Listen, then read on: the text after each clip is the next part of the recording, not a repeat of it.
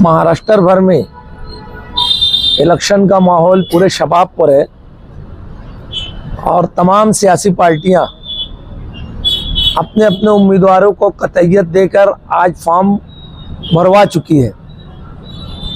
जैसा कि मुख्तलिफ शहरों में कुछ गठबंधन नए बने, कुछ गठबंधन टूट गए।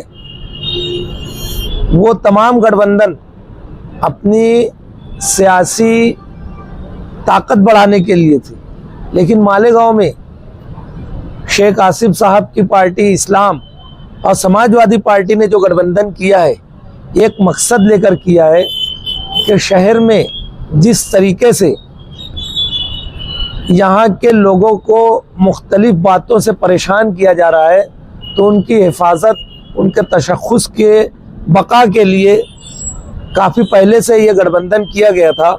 इससे पहले समाजवादी पार्टी ने अपने 14 उम्मीदवारों के नाम डिक्लेयर कर चुकी थी।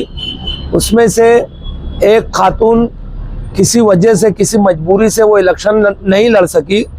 उसकी जगह दूसरे कैंडिडेट को नाम डिक्लेयर किया जा रहा है। 14 उम्मीदवारों के नाम डिक्लेयर होने के बाद आज तीसरी और आखिरी लिस्ट है, वो 7 आदमियों की है, जो मैं आप लोगों के सामने पेश कर रहा हूँ। वार्ड नंबर 13 इस्लामपुरे का वार्ड नंबर 13, जिसमें मोहम्मद मुजाहिद, मोहम्मद मुस्तफ़ा डिग्निटी, और इस्लामपुरे में ही वार्ड नंबर 13 में हमीदा बानो बदरुद्दीन, ये शमसुद्दीन मुन्ना पहलवान साबिक कारपोरेटर की भाभी है। इसी तरीके से वार्ड नंबर 14 जो नयापुरे का वार्ड है, वहाँ से समाजवादी पार्टी की जानिब से सुहेल अहमद, जलील अहमद डालरिया, इनको समाजवादी पार्टी ने अपना उम्मीदवार नामजद किया है। इसी तरीके से वहाँ खातून उम्मीदवार फातिमा अल्ताफ़ अहमद, जो अबू शुएब निहाली की वालदा है, इनको वार्ड नंबर 14 से नॉमिनेट किया गया है। वार्ड नंबर 13 और वार्ड नंबर 14 की एक एक सीट इस्लाम पार्टी को दी गई है। इसलिए इससे पहले वार्ड नंबर 13 में अहमद अयूबी सर का ऐलान हो चुका था और वार्ड नंबर 14 में जाहिदा अशफाक का ऐलान हो चुका था। इस तरीके से ये दोनों वार्ड में समाजवादी पार्टी के 3-3 उम्मीदवार रहेंगे और एक एक उम्मीदवार इस्लाम पार्टी के रहेंगे। वार्ड नंबर 19 में साजिदा मंजूर अयूबी, जो साबिक कारपोरेटर हैं, उनको नामजद किया गया है। और वार्ड नंबर 19 में ही रईस अहमद, मोहम्मद खुर्शीद डोमन, ये वार्ड नंबर 19 इस्लामाबाद का आता है, इनको नामजद किया गया है पार्टी की तरफ से। और रोमैशा कौसर अंसारी महमूद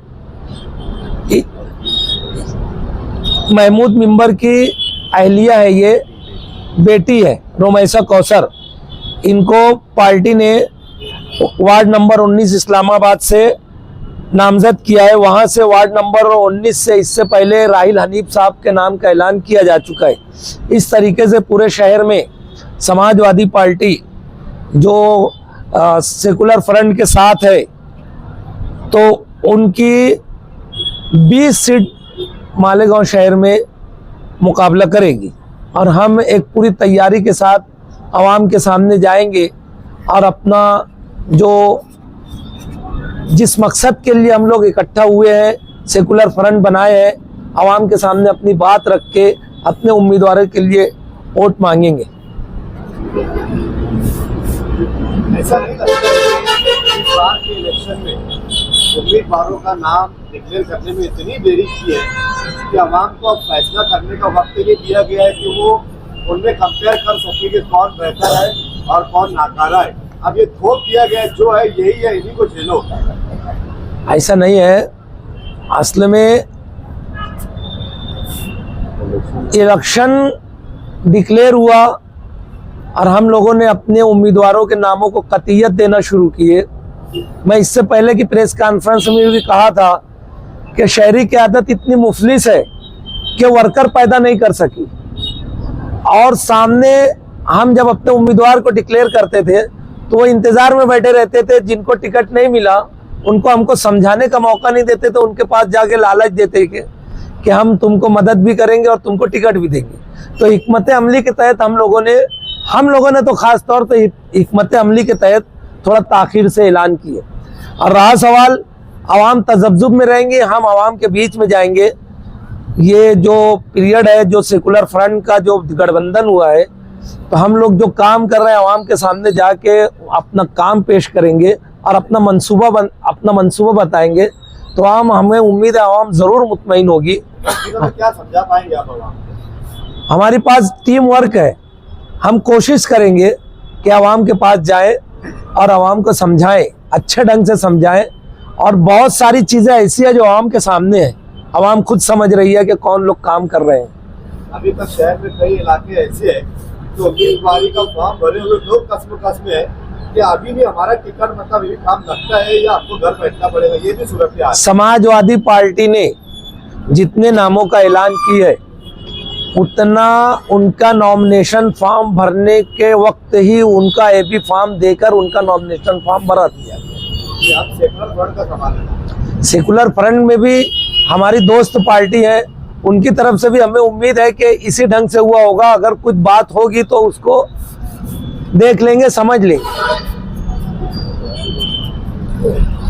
लेकिन हम लोगों की तरफ से बहरहाल चुन कर अच्छे उम्मीदवारों को पहले से तय करके हम लोगों ने डिक्लेयर किया है। हम लोगों ने ये नहीं किया कि किसी का, जैसे एक मिसाल है इस्लामपुरे में एक नाम डिक्लेयर करके एमएलए साहब के फर्जंद को वहाँ थोप दिया गया एक बिल्कुल आखिरी वक्त में। और ना ही हम लोगों ने अपनी लिस्ट आधी रात के बाद जाहिर की है। हम फेस करना जानते हैं, आवाम के सामने रहना जानते हैं, इसीलिए हम जो है आधी रात के बाद अपनी लिस्ट जारी नहीं किए।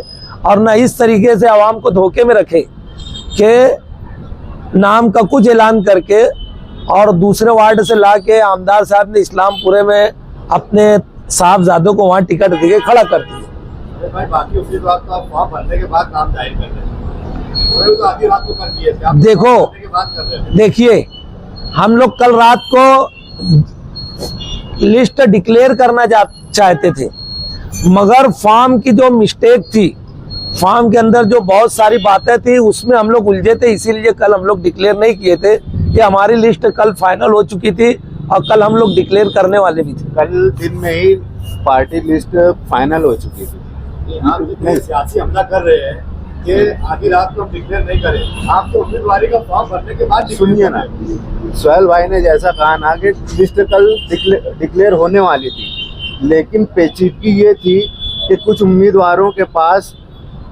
कारपोरेशन की तरफ से जो दाखिले मिलते हैं ना, उनको बहुत देरी के साथ दिया जाना था।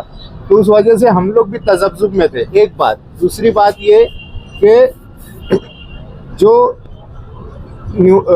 इलेक्शन कमीशन के जो यहाँ पे जिम्मेदार लोग हैं, जो यहाँ पे इलेक्शन को देख रहे हैं, उनसे जब कंफर्म किया जाता है कि फला चीज़ चाहिए क्या, ये चाहिए, तो हर बार वो लोग नई चीज़ बताते थे, हर बार कुछ नया कागज़ मांगते थे।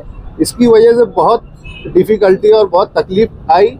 यहाँ तक कि कुछ लोगों का फॉर्म रात में 4 बजे भरा गया और उसी वजह से लिस्ट नहीं जाहिर की गई थी। और आपका जो पहला, उससे पहले जो सवाल आपने किए कि बहुत कम वक्त है, कम वक्त कमीशन, इलेक्शन कमीशन ने दिया है। पहली बात तो ये देखिए आप, इलेक्शन कमीशन, आप देखेंगे कि बीजेपी की ये हरकत रही है कि आप 14 से पहले का इलेक्शन देखिए कि 14 से पहले जब इलेक्शन होते थे तो कम से कम 40 या 45 दिन के ज़ाब्ता इखलाक, जिसे हम आचार संहिता बोलते हैं, वो नाफिज होता था। 40 से 45 दिन मिलता था। अभी मुश्किल से 30 दिन दिए जाते हैं, चाहे आप किसी भी इलेक्शन को देख लीजिए। ये कारस्तानी जो सरकार में बैठे हैं, जो कमीशन को चला रहे हैं, ये उनकी है।